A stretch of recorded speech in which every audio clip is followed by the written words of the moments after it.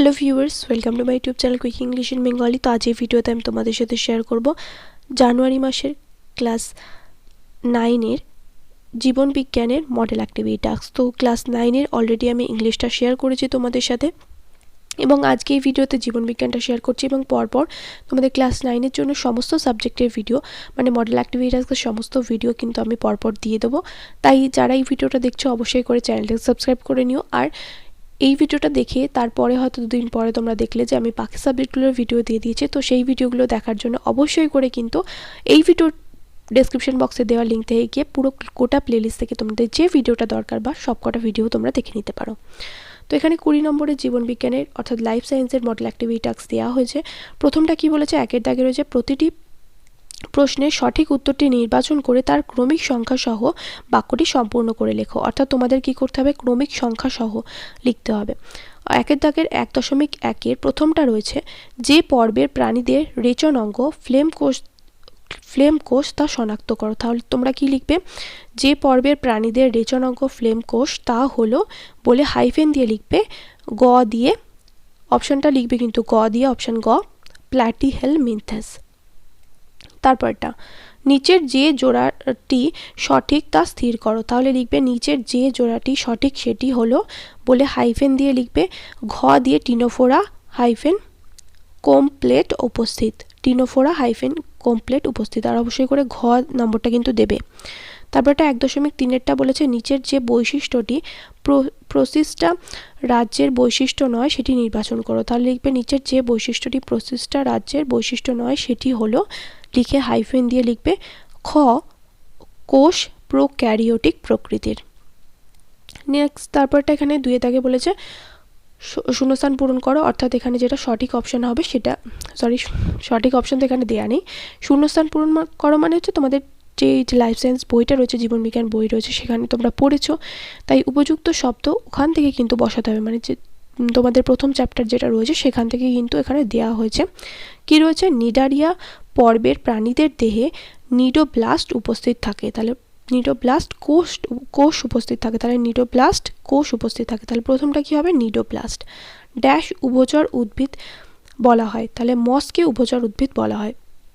মসের পর একটা কে যোগ করে নেবে, কয়েকার কে। নেক্সট তারপরটা প্ল্যান্টি রাজ্যের সদস্যদের কোষ ইউক্যারিওটিক প্রকৃতির। তারপর একটা পরিফেরা পর্বের প্রাণীদের দেহে কোয়ানোসাইট কোষ উপস্থিত থাকে। নেক্সট তারপরটা 3 দাগে বলেছে 2-3টি বাক্যে উত্তর লেখো। প্রথমটা 3.1-এ বলেছে মনেরা রাজ্যের দুটি শনাক্তকারী বৈশিষ্ট্য উল্লেখ করো। তো এখানে প্রশ্নের মান রয়েছে, এখানে দেখো এখানে রয়েছে 2 নম্বর করে, 4টে প্রশ্নের উত্তর দেওয়া হবে, 4 দুগুণে 8। তারপরে 3.2-এ বলেছে নিম্নলিখিত বৈশিষ্ট্যের উপর ভিত্তি করে একবীজপত্রী ও দ্বিবীজপত্রী উদ্ভিদের পার্থক্য নিরূপণ করো, মূল আর পাতার শিরাবিন্যাস। তারপর 3.3-এর প্রশ্নটা বলেছে উদ্ভিদ বৈচিত্র্যের উৎস কি কি, সেটা লিখতে হবে। তারপর 3.4-এ রয়েছে নিম্নলিখিত বৈশিষ্ট্যের উপর ভিত্তি করে কন্ড্রিকথিস ও অস্ট্রিকথিসের পার্থক্য নিরূপণ করো। কি কি পয়েন্ট দেওয়া রয়েছে, অন্তকঙ্কাল আর আঁশ। তাহলে উত্তরগুলো এবার দেখে নিই। মনের রাজ্যে দুটি শনাক্তকরণের বৈশিষ্ট্য, তাহলে 1 নম্বর দিয়ে লিখবে কোষ ও কোষীয় সংগঠনের প্রকৃতি। এরা আণুবীক্ষণিক এককোষী প্রোক্যারিওটিক জীব। এদের কোষের মধ্যে পর্দাবৃত কোনো কোষীয় অঙ্গাণু থাকে না, তবে কোষে আদি প্রকৃতির নিউক্লিয়াস, পর্দাবিহীন রাইবোসোম ও ক্রোমাটোফোর উপস্থিত। এদের কোষ প্রাচীর বহু শর্করাযুক্ত ও সেলুলোজবিহীন। তারপরে 2 নম্বর বাস্তুতান্ত্রিক ভূমিকা, সালোক সংশ্লেষকারীরা এবং রাসায়নিক সংশ্লেষকারীরা বাস্তুতন্ত্রে উৎপাদকের ভূমিকা পালন করে। পরজীবীরা খাদক এবং মৃতজীবীরা বিয়োজকের বা রূপান্তরকের ভূমিকা পালন করে। তারপরে 3.2-এর প্রশ্নটা বলেছে নিম্নলিখিত বৈশিষ্ট্যের উপর ভিত্তি করে একবীজপত্রী ও দ্বিবীজপত্রী উদ্ভিদের পার্থক্য নিরূপণ করো। তো এখানে পয়েন্টগুলো কি দেওয়া রয়েছে, মূল আর পাতার শিরাবিন্যাস। তাহলে এখানে বিষয় লিখবে, এদিকে লিখবে বিষয়, আর উপর লিখবে একবীজপত্রী আর দ্বিবীজপত্রী। তাহলে প্রথম পয়েন্ট রয়েছে মূল। তাহলে একবীজপত্রী উদ্ভিদের মূল কি হয়, অস্থানিক প্রকৃতির হয়, আর দ্বিবীজপত্রীর হয় স্থানিক প্রকৃতির। পাতার শিরাবিন্যাস, একবীজপত্রী উদ্ভিদের পাতা হচ্ছে সমগ্রপৃষ্ঠ আর শিরাবিন্যাস হচ্ছে সমান্তরাল, আর দ্বিবীজপত্রী হচ্ছে বিষমপৃষ্ঠ আর শিরাবিন্যাস হচ্ছে জালকাকার। তারপরে এখানে 3.3-এ বলেছে একটা প্রশ্ন উঠেছে, দেখো জীব বৈচিত্র্যের উৎস কী কী। তাহলে উৎস কী কী এখানে যে ব্র্যাকেট করে দিয়েছে এটা পুরোটা লিখতে হবে। জীবনের অন্যতম প্রধান বৈশিষ্ট্য হলো জনন। এর মাধ্যমে জনিত্রী জীব থেকে অপত্য জীব সৃষ্টি হয়। প্রত্যেক সজীব বস্তুই চারিত্রিক বৈশিষ্ট্যের নিরিখে একে অপরের থেকে কিছুটা হলেও ভিন্ন। এই ভিন্নতার জন্য দায়ী হলো জীবকোষে উপস্থিত বংশগতীয় বস্তু বা জিন।